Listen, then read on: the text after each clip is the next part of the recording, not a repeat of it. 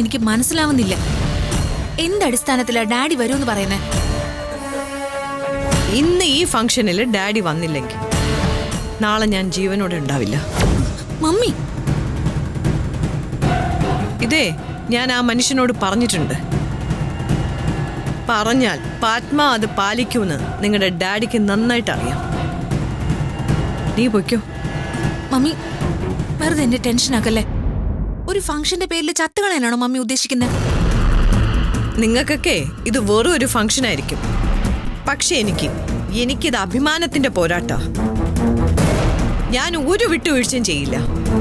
Daddy വിളിച്ചാൽ ഞാൻ മുറിക്കാത്തുണ്ടെന്ന് പറഞ്ഞേക്ക്. ദേ ഞാൻ ഈ ഫോണും എടുക്കില്ല. Mummy mummy please.